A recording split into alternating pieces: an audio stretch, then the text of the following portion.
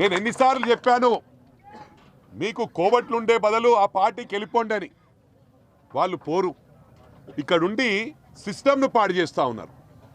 అంటే మరి రాష్ట్రం అంతా కూడా ఉండొచ్చు.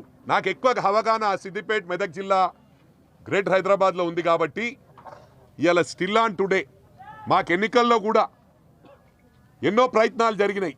మేమేదన్నా మాట్లాడితే ఇక్కడ పక్కన పోయి మా వాళ్ళే ఫోన్లో ఇమీడియట్ ఇన్ఫర్మేషన్ ఇవ్వడం, అరే అన్న ఈ సంఘంను కలిసిండ్రు ఇమీడియట్ వాళ్ళని క్యాచ్ చేసుకోండి అంటే రాత్రి 12 గంటలకు హరీష్ రావు రావడం, వాళ్ళని మేనేజ్ చేయడం. లేకపోతే ఇది 50,000తో గెలిచే కాన్స్టిట్యున్సీ ఇవాళ 11,000తో గెలిచినాం మొన్న. అయినా కూడా ప్రజలకు హ్యాట్స్ ఆఫ్.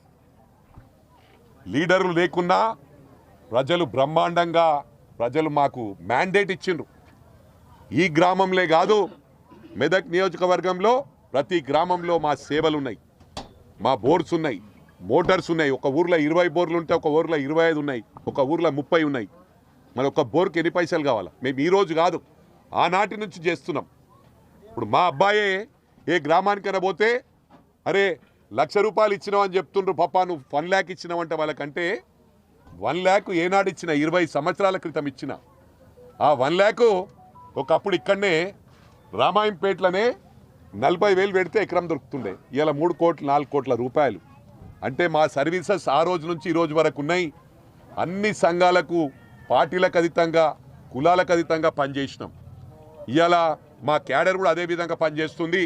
మొన్న సర్పంచ్ ఎలక్షన్స్లో చాలామంది క్వశ్చన్ చేయడం జరిగింది, అరే అన్న సర్పంచ్ ఎలక్షన్స్ ఎందుకు పట్టించుకుంటున్నావు, అంత తిరుగుతున్నావు అని.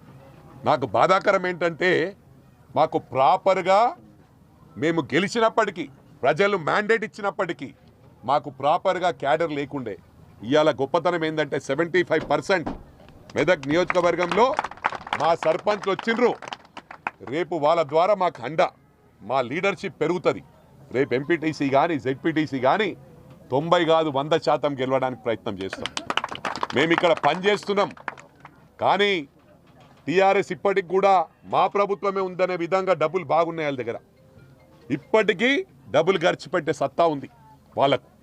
నేను ఒకటే విజ్ఞప్తి చేస్తూ ఉన్నా, మన కార్యకర్తలను కాపాడుకోవాల్సిన అవసరం మనకుంది. సర్పంచ్ అందరికి కూడా రాష్ట్రంలో విజ్ఞప్తి చేస్తూ ఉన్నా, ఎవరైతే కార్యకర్తలు మీకోసం కష్టపడ్డారో వాళ్ళు మనకు వెన్నుపూస, బ్యాక్ బోన్. వాళ్ళని మనం కాపాడుకుంటే రేపు మన రాష్ట్రం మళ్ళీ కాంగ్రెస్ ప్రభుత్వం వస్తుంది.